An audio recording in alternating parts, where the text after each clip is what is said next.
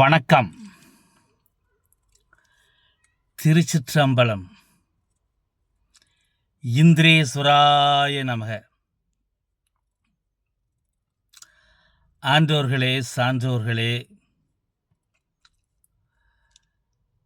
பக்தகோடி பெருமக்களே, வாக்காள பெருங்குடி மக்களே,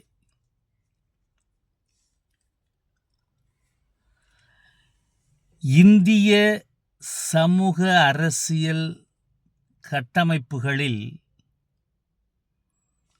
நிலைத்த அரசியல்வாதியாக தேர்வுபட வேண்டுமென்றால்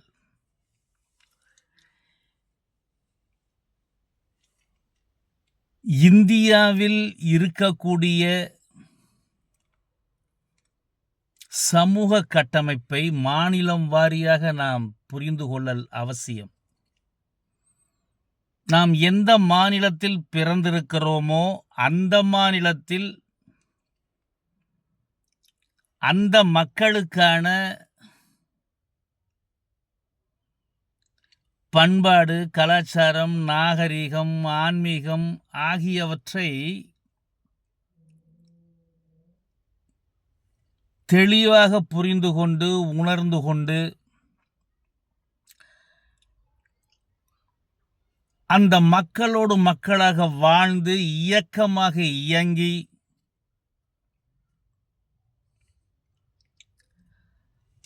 அந்த இன மக்களுடைய எதிர்பார்ப்புகள் என்னென்ன,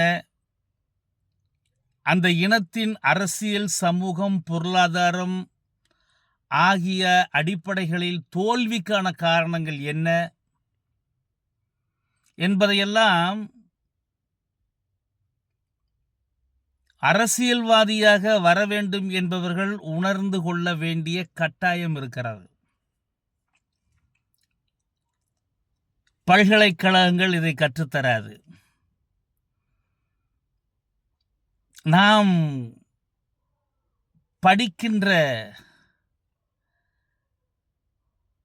பட்டங்களிலோ கல்லூரி பல்கலைக்கழகங்களின் பாடத்திட்டங்களிலோ இத்தகைய பாடங்களை ஜனநாயகம் என்ற பெயரில் போதிக்கப்படுவதில்லை. காரணம், அவர்கள் ஜாதியம் என்பதை ஜனநாயகம் போதிக்கக்கூடாது என்று வரன்முறை வைத்திருக்கிறார்கள். மதத்தை அடிப்படையாக வைத்தோ ஜாதியை அடிப்படையாக வைத்தோ பாடத்திட்டங்களை அவர்கள் புகுத்துவதில்லை. இது மதசார்பற்ற நாடு என்று சொல்லிக்கொண்டு மதசார்பற்ற முறையிலே கல்விக் கொள்கையை வகுத்ததினால் இந்திய கட்டமைப்புக்குள், குறிப்பாக சாதிய கட்டமைப்புக்குள் இருந்து கொண்டு அரசியலை வென்றெடுப்பது என்பது மிக பெரும் சவாலாக இருக்கிறது. அரசியலிலே நாம் முதிர்ச்சி பெற வேண்டும் என்றாலோ, அரசியலில் எழுச்சி பெற வேண்டும் என்றாலோ, அரசியலில் தலைமை பண்பு பெற வேண்டும் என்றாலோ, பல்கலைக்கழகங்கள் கற்றுக் கொடுக்காத ஜாதியத்தை நாம் கற்றாக வேண்டியது இருக்கிறது. மதவாதத்தை கற்றாக வேண்டியது இருக்கிறது.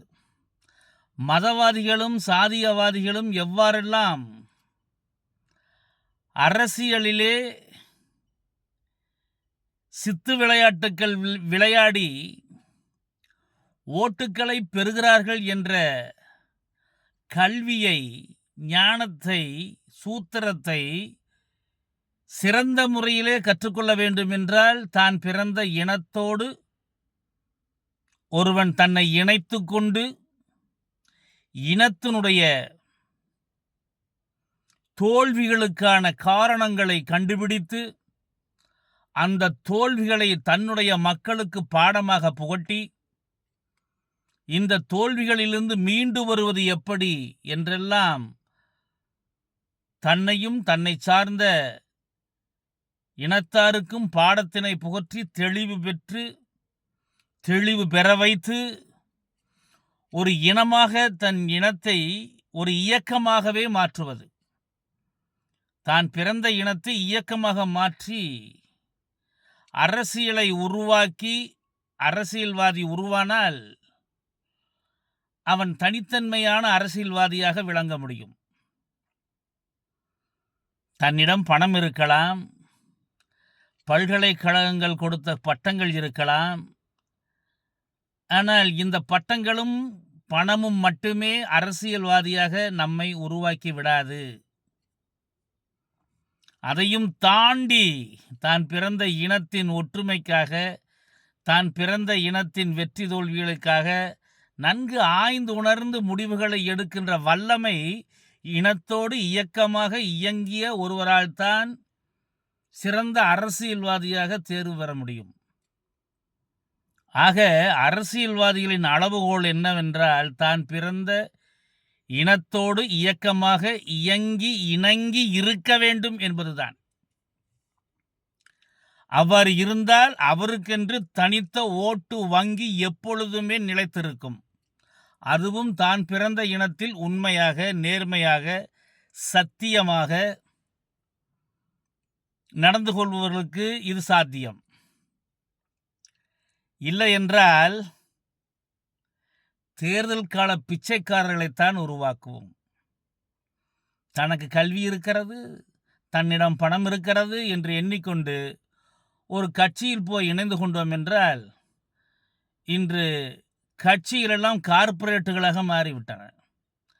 கட்சிகளெல்லாம் தனி மனித சொத்துக்களாக மாறிவிட்டன. கட்சி தலைவர்கள் எல்லாம் முதலாளிகளாகிவிட்டார்கள்.